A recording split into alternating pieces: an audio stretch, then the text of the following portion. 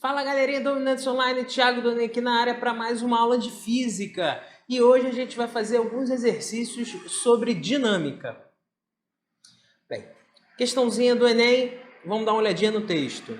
Um professor utiliza essa história em quadrinhos para discutir com os estudantes o movimento de satélites.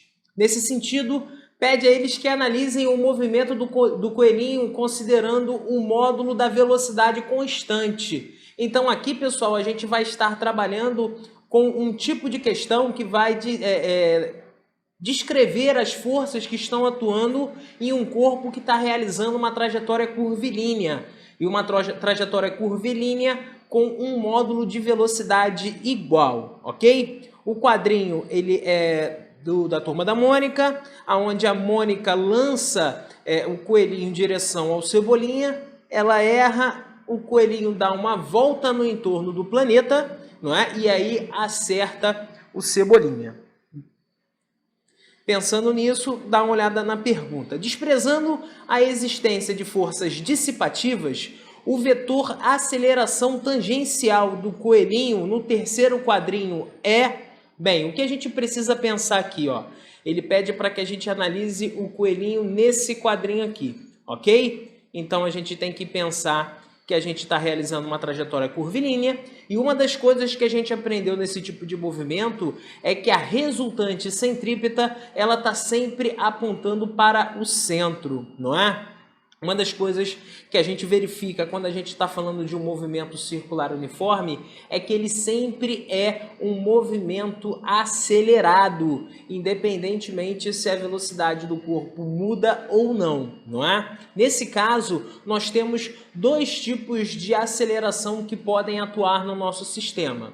A gente tem a aceleração que a gente chama de centrípeta,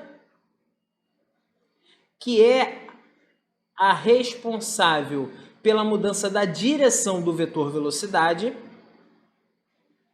Então, nesse caso aqui, ela nunca vai poder ser igual a zero quando a gente está falando de um movimento circular, tá? Então, vou botar aqui, ó, diferente de zero sempre. E nós temos a aceleração que a gente chama de aceleração tangencial. Nesse caso, a aceleração tangencial, ela teria que estar atuando mudando o vetor velocidade do nosso corpo, ou seja, mudando o vetor velocidade do coelhinho, o que a gente sabe que não acontece nesse caso. Então, quando a gente está analisando um corpo que transcreve um movimento circular, a gente precisa sempre analisar o que está acontecendo com a sua velocidade. Se a sua velocidade só muda a direção, ali só temos a atuação da aceleração centrípeta. Se a velocidade, se o módulo velocidade permanece constante, a gente necessariamente vai afirmar que a aceleração tangencial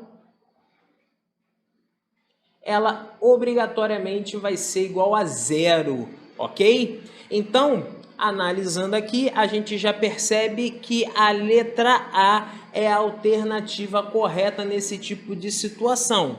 Só puxando um viés. Professor, e se a velocidade estivesse aumentando? Se o módulo velocidade estivesse aumentando, o que a gente teria que pensar?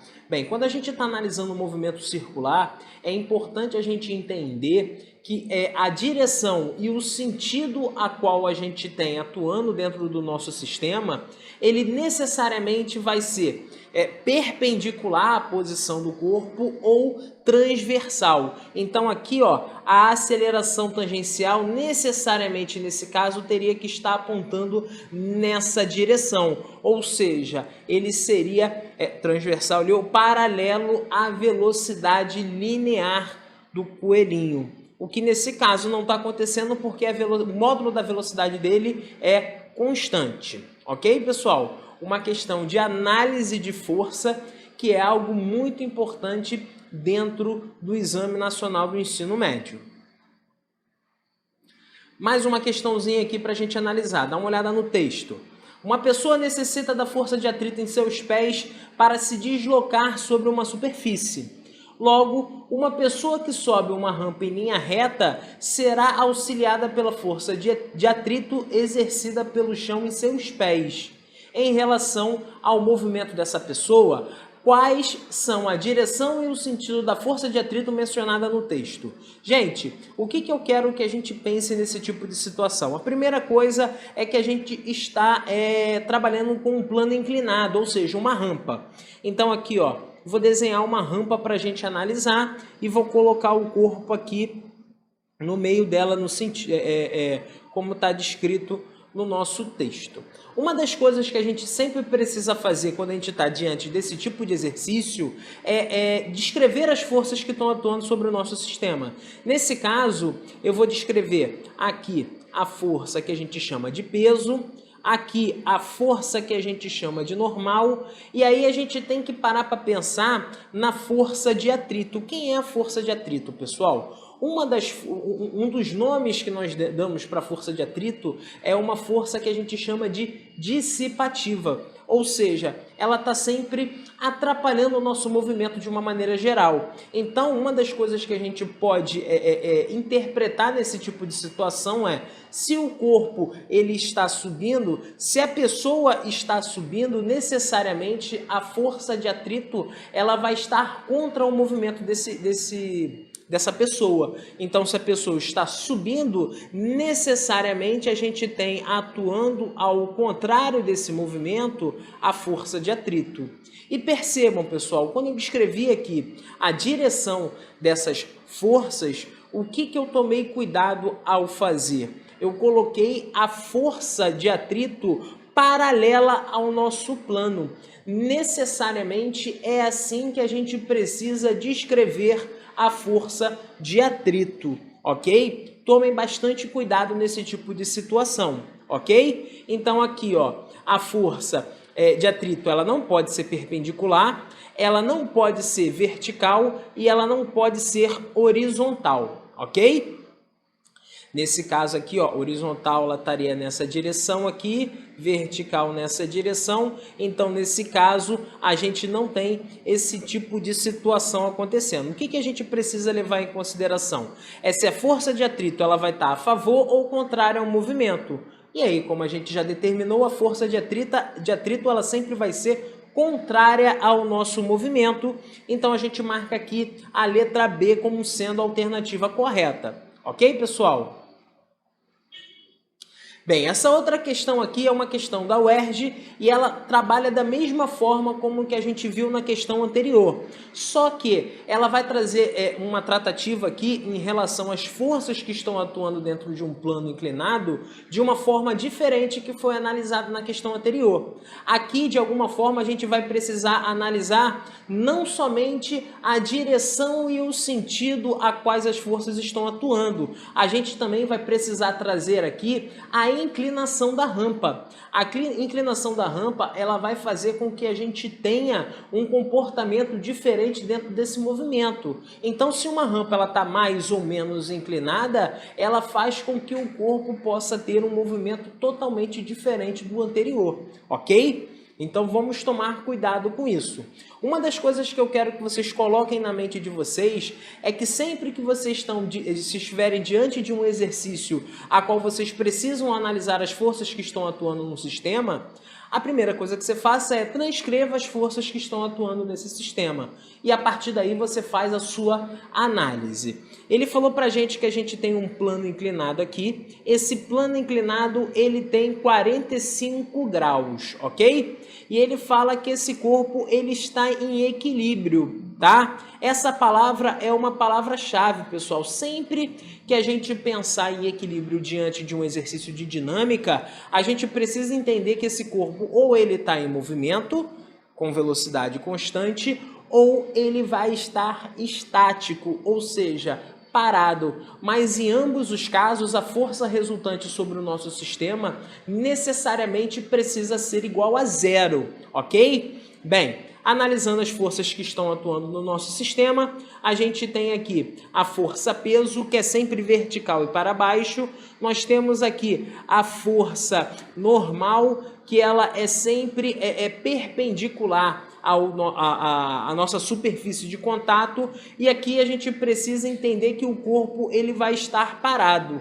Mas peraí, se ele está parado, quer dizer que alguém está tentando fazer com que ele caia. A gente precisa entender que nesse tipo de caso, a força-peso ela vai estar atuando em duas direções, não é? A gente já falou para vocês que quando a gente tem um plano inclinado, necessariamente a gente precisa decompor as forças que estão atuando e não estão em direção ao eixo do movimento. O movimento aqui, ele necessariamente ele vai seguir o nosso plano inclinado. Então a gente precisa desenhar um eixo que esteja alinhado com o nosso movimento. Então, nesse caso, a gente vai precisar realizar a decomposição da força peso, ok? Então, quando a gente faz esse tipo de análise, a gente percebe que a força peso, nesse caso, ela está atuando em duas direções. Ela está fazendo com que esse corpo